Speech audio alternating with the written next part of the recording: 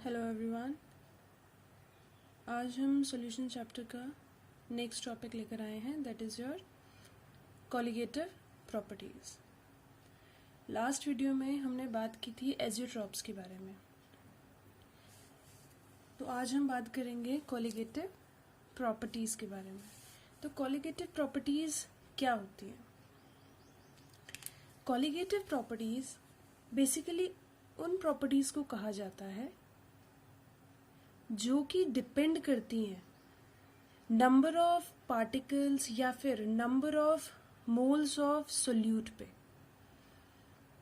अगर number of moles of solute increase होगा तो प्रॉपर्टी में वेरिएशन आएगा, या डिक्रीज होगा तो उसमें वेरिएशन आएगा। That means these are the properties which depends upon the number of particles or moles of solute in a solution। ऐसी properties जो कि डिपेंड करती हैं किस पे? Number of moles of solute पे। यानी कि अगर number of moles of solute very करेगा तो प्रॉपर्टी भी वेरी करेगी अकॉर्डिंगली। ठीक है, तो ऐसी कौन कौन सी प्रॉपर्टीज है, इन्हीं को हम क्या कहते हैं? Colligative properties. तो फर्स्ट प्रॉपर्टी है आपकी relative lowering of vapour pressure, second है elevation in boiling point, third है depression in freezing point, and fourth one is your osmotic pressure. ठीक है, तो ये चार कॉलिगेटिव प्रॉपर्टीज आपको इसमें पढ़नी है। तो सबसे पहले हेडिंग बना लीजिए relative lowering of vapour pressure. ठीक है, तो स्टार्ट करते हैं relative lowering of vapour pressure. अब ध्यान दीजिएगा, relative lowering of vapour pressure आप ऑलरेडी पहले पढ़ चुके हैं। क्या मैंने आपको पहले ये बताया था कि सपोज आप एक सॉल्यूशन फॉर्म कर रहे हैं और सॉल्यूशन में आपका जो सोल्यूट है वो नॉन वॉलेटाइल है। तो जो सोल्यूट है आपका वो क्या है? नॉन वॉलेटाइल आपके पास सोल्यूट है। सोल्यूट आपके पास नॉन वॉलेटाइल है। ठीक है, मैंने आपको बताया था अगर आप प्योर फॉर्म में कोई भी सॉल्वेंट लोगे, ये आपने आपको ये डायग्राम देखा हुआ लगेगा क्योंकि ये मैं पहले आपको बता चुकी हूँ। ये आपका है suppose pure solvent, pure form में लिया है, इसके साथ आपने और कुछ मिक्स नहीं किया है। ठीक है, तो जब हम प्योर सॉल्वेंट ले रहे हैं तो सरफेस पे भी सिर्फ किसके मॉलिक्यूल्स रहेंगे? सॉल्वेंट के ही मॉलिक्यूल्स रहेंगे। ठीक है, अब जब इसमें सॉल्वेंट के मॉलिक्यूल्स रहेंगे, जब हम इसे हीट करेंगे तो यहाँ पे जो हमें वेपर्स मिलेंगे वो किसके मिलेंगे? सिर्फ सॉल्वेंट के मिलेंगे। ठीक है, और यहाँ पे जो वेपर प्रेशर क्रिएट होगा इसके सरफेस पे, जो वेपर प्रेशर क्रिएट होगा वो क्या होगा आपका? प्योर सॉल्वेंट का वेपर प्रेशर P1 सपोज हमने मान लिया सॉल्वेंट को, तो यही आपका क्या होता है? P01। इसी को हम क्या बोलते हैं? Vapour pressure of pure solvent. ठीक है, अब दूसरा केस देखिए, यहां पे आपने लिया है सोल्यूट प्लस सॉल्वेंट, सोल्यूट भी है और सॉल्वेंट भी है। अगर इस सॉल्यूशन में सोल्यूट और सॉल्वेंट दोनों हैं तो सरफेस पे भी दोनों के मॉलिक्यूल्स रहेंगे। ठीक है, तो ये जो डार्क से मैं कर रही हूं ये आपके सपोज सोल्यूट के मॉलिक्यूल्स हैं। ठीक है, अब सरफेस पे क्या है? सोल्यूट के मॉलिक्यूल्स हैं और सॉल्वेंट के मॉलिक्यूल्स भी हैं, लेकिन as compare to pure solvent यहाँ पे प्रॉपर स्पेस ऑक्यूपाई नहीं कर रखा है सॉल्वेंट ने, बिकॉज कुछ स्पेस सोल्यूट मॉलिक्यूल्स ने ले रखा है। अब अगर सॉल्वेंट को प्रॉपर स्पेस नहीं मिल रहा है सरफेस पे तो ये क्या है? इवेपोरेट भी प्रॉपरली नहीं हो पाएंगे। तो यानी कि यहाँ पे जो हमें वेपर्स मिलेंगे। अच्छा, एक और चीज़, अभी मैंने आपको बोला सोल्यूट नॉन वॉलेटाइल है, तो ये तो इवेपोरेट हो ही नहीं सकता है, ठीक है। तो यानी कि यहाँ पे जो वेपर प्रेशर क्रिएट होगा वो किसकी वजह से होगा? सॉल्वेंट की वजह से। यही है ना, सॉल्वेंट की वजह से होगा, क्योंकि सोल्यूट तो नॉन वॉलेटाइल है। अब देखिएगा, जब सोल्यूट पार्टिकल्स नॉन वॉलेटाइल हैं बट वो क्या कर रहे हैं, सरफेस को ऑक्यूपाई कर रहे हैं, और सरफेस ऑक्यूपाई करने की वजह से सॉल्वेंट को प्रॉपर स्पेस नहीं मिल पा रहा है, जिसकी वजह से वो प्रॉपरली इवेपोरेट नहीं हो पा रहे। तो यहाँ पे जो आपको वेपर प्रेशर मिलेगा, यहाँ पे जो आपको वेपर प्रेशर मिलेगा वो इसके कंपैरिजन में कम होगा, क्योंकि यहाँ पे जो मॉलिक्यूल्स हैं वो क्या है, इवेपोरेट नहीं हो पा रहे हैं प्रॉपरली। तो हमने क्या बोला था आपको, vapour pressure of pure solvent will be greater than vapour pressure of solution. यही मतलब हुआ इसका कि ये जो सॉल्यूशन है इसका जो वेपर प्रेशर हमें मिलेगा that will be quite less than the pure solvent. तो यही है आपका, यहाँ पे क्या हो रहा है, वेपर प्रेशर कम हो रहा है जैसे ही आप सॉल्यूट को ऐड कर रहे हैं। तो अभी हमने कॉलिगेटिव प्रॉपर्टीज के बारे में क्या पढ़ा, कॉलिगेटिव प्रॉपर्टीज वो प्रॉपर्टीज होती हैं जिसमें नंबर ऑफ सॉल्यूट पार्टिकल्स को ऐड करने पे प्रॉपर्टी वेरी करती है। आई बात समझ में?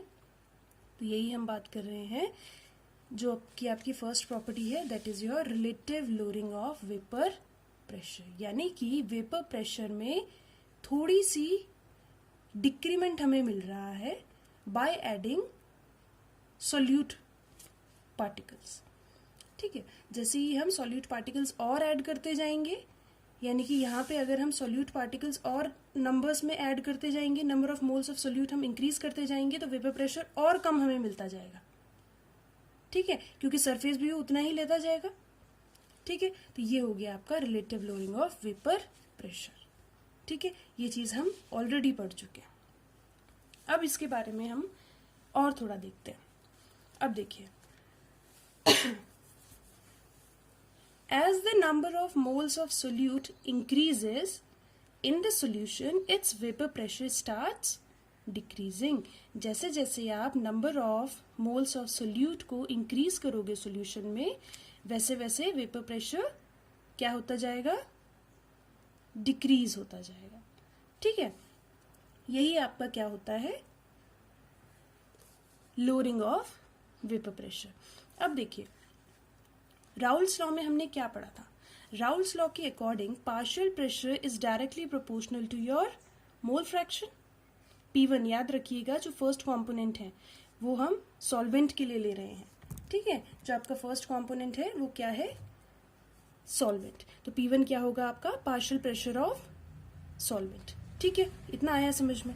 अब देखिए, P1 is directly proportional to X1। तो पार्शियल राउल्स लॉ के अकॉर्डिंग क्या होगा, P1 is equals to P01 X1। अगर आपने लास्ट वीडियो देखा हो जिसमें हमने राउल्स लॉ के बारे में पढ़ा था, तो राउल्स लॉ में हमने क्या देखा था, that partial pressure is directly proportional to mole fraction and P1 will be P01 X1, ठीक है। ये राउल्स लॉ के अकॉर्डिंग हो जाएगा।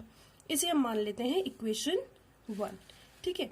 अब आगे देखिए, अभी मैंने बात की आपसे कि जो प्योर सॉल्वेंट का वेपर प्रेशर है दैट विल बी हाई, वो क्या होगा, ज्यादा होगा रादर देन द सॉल्यूशन, ठीक है। तो अगर हमें लोअरिंग ऑफ वेपर प्रेशर निकालना है, लोअरिंग ऑफ वेपर प्रेशर मतलब सपोज मैं आपको बोल रही हूँ एक मोबाइल फोन है, जब वो लॉन्च हुआ तो वो 18,000 का था, आफ्टर 4 months वो 16,000 का हो गया, ठीक है। तो इसमें जो डिक्रीमेंट आया है, यानी कि जो लोअरिंग आई है उसके प्राइस में, वो कितनी होगी, तो आप क्या करोगे, जो लॉन्च होने के टाइम पे उसमें क्या था, उसका प्राइस था, उसमें से जो 4 months बाद जो प्राइस है उससे माइनस कर दोगे, यही करोगे, यानी कि 18 माइनस 16।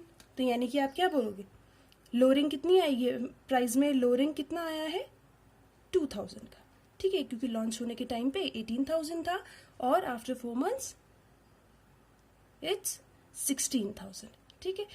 तो यहाँ पे क्या होगा, अगर हम लोअरिंग ऑफ वेपर प्रेशर निकाल रहे हैं तो वो क्या होगा, इनिशियली यानी कि प्योर सॉल्वेंट का वेपर प्रेशर हाई है, तो अगर हमने डेल पी निकालना है, चेंज इन वेपर प्रेशर निकालना है, तो हम कैसे निकालेंगे, P01 माइनस P1, और P1 क्या है आपका यहाँ पे, वेपर प्रेशर ऑफ सॉल्यूशन, ध्यान रखिएगा इसे, ठीक है, वेपर प्रेशर ऑफ सॉल्यूशन, और यहाँ पे प्योर सॉल्वेंट। इतना आया समझ में। नेक्स्ट अब देखिएगा, यहाँ पे हमने देख लिया del P is equals to P01 minus P1, और अभी हमने फर्स्ट इक्वेशन में देखा था P1 होता क्या है, P1 is equals to P01 x1। तो क्या हम इस वैल्यू को यहाँ पुट कर सकते हैं bye substituting equation 1 the value of P1 in equation 2, ठीक है। तो हमें क्या मिलेगा देखिएगा, सब्स्टिट्यूटिंग इक्वेशन 1 इन इक्वेशन 2, तो डेल पी हमें क्या मिला, del P is equals to P01 minus P01 x1, ठीक है। इन दोनों में से हम कॉमन ले लेते हैं P01 को, तो P01 माइनस x1 यही आएगा ना, इन दोनों में से हमने कॉमन ले लिया P01 को, तो हमारे पास क्या आ जाएगा, P01 1 माइनस x1। अब याद कीजिए, जब हमने बाइनरी सॉल्यूशन के बारे में बात कर रहे थे और मोल फ्रैक्शन पढ़ रहे थे, तो हमने मोल फ्रैक्शन में पढ़ा था कि बाइनरी सॉल्यूशन में क्या होता है, that x1 plus x2 that is equals to 1, that must be equals to 1, यही होता है ना मोल फ्रैक्शन में। तो फिर क्या होगा, क्या हम इसे x2 is equals to 1 minus x1 लिख सकते हैं, इसी को लिख सकते हैं ना। तो यहाँ देखिए, यहाँ पे है 1 माइनस x1, यहाँ पे भी 1 माइनस x1 था, तो 1 माइनस x1 को हमने यहाँ पे क्या बोला है, x2, तो हम 1 माइनस x1 की जगह x2 पुट कर सकते हैं, तो हमारे पास एक इक्वेशन ये बन के आ गई, ठीक है। तो del P will be, del P is equals to P01 x2। अब इसी को अगर हम मॉडिफाई करें तो हम ये भी लिख सकते हैं, डेल पी, और ये अपॉन में चला जाएगा डिनोमिनेटर में, क्या आ जाएगा आपके पास, P01 x2, ठीक है। और देखिए, इसी इक्वेशन को हम मॉडिफाई करते जा रहे हैं, और कुछ नया नहीं किया है हमने इसमें, ठीक है। तो क्या आ जाएगा, यहाँ देखिए, del P upon P01 is equals to x2 था, x2 हम किसे बोलते हैं, मोल फ्रैक्शन, और mole fraction of solute, second component हमने क्या ले रखा है, सोल्यूट ले रखा है ना, ठीक है। तो मोल फ्रैक्शन ऑफ सोल्यूट आप कैसे निकालेंगे,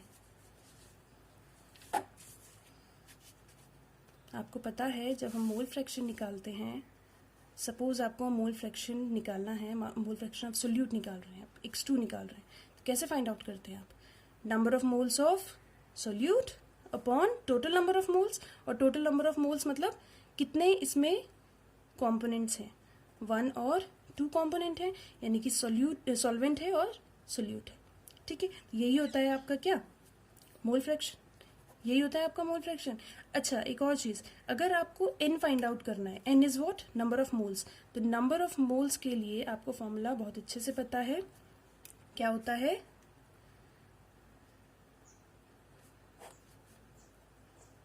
गिवन मास अपॉन मॉलिक्यूलर मास, यही होता है ना। अगर आपको सपोज सिर्फ मास गिवन है तो आप नंबर ऑफ मोल्स कैलकुलेट कर सकते हैं, क्योंकि आप, अगर आपको फॉर्मूला पता है, सपोज आपको ग्लूकोज दे रखा है, ग्लूकोज का मास गिवन है, तो आप ग्लूकोज का मॉलिक्यूलर मास फाइंड आउट कर सकते हैं, और इससे आपको नंबर ऑफ मोल्स भी मिल जाएगा। आई बात समझ में। तो ये चीज ध्यान रखिए, इन दोनों फॉर्मूलाज को ध्यान रखिए, ठीक है। अब देखिए, x2 हमने क्या बोला, that is N2 upon N2 plus N1, यही होगा, ठीक है। अब आगे चलते हैं।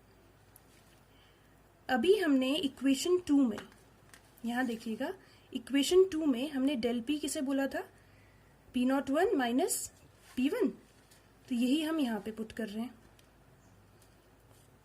ये देखिए, डेल पी की जगह हमने क्या पुट कर दिया, P01 minus P1 upon P01 is equals to N2 upon N2 plus N1, ठीक है।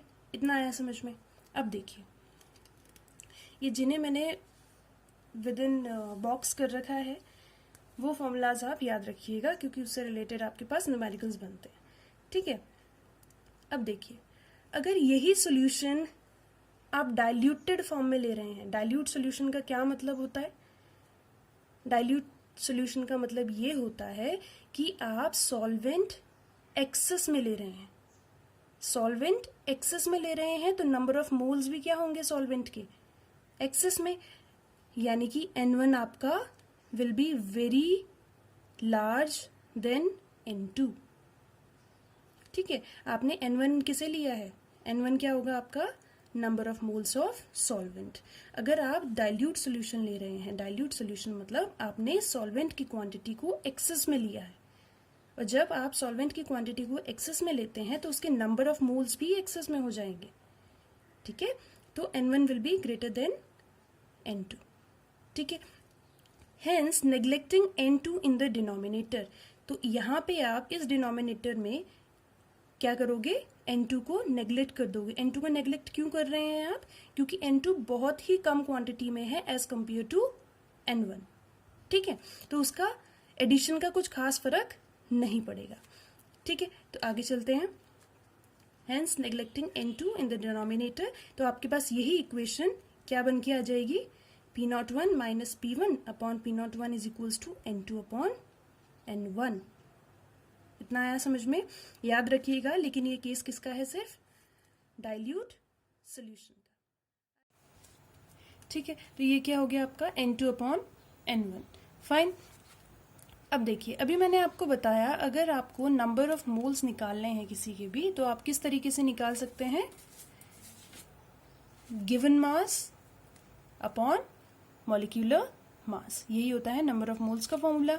ठीक है, तो जैसा कि आपको पता है N2 जो है, N2 क्या है आपका? Number of moles of solute. ठीक है, लिख भी लीजिए, N2 is equals to number of moles of solute. ठीक है, और N1 क्या होगा आपका? Number of moles of solvent. ठीक है, अगर आपको सोल्यूट का number of moles find out करना है तो आप किस तरीके से करेंगे? W2 that means given mass of solute upon molecular mass of solute. M2 क्या है आपका? Molecular mass of solute. ठीक है, अपॉन N1, तो N1 भी आप कैसे निकालेंगे? Given mass of solvent W1 that is given mass of solvent upon M1 that is molecular mass of solvent. ठीक है, ये डिनोमिनेटर में N1 जो है वो आपका डिनोमिनेटर में है, इसीलिए ये कहाँ आ जाएगा? ऊपर। जो मॉलिक्यूलर मास है वो आपका ऊपर आ जाएगा। ठीक है, तो आपके पास ये फॉर्मूला बनकर आ गया।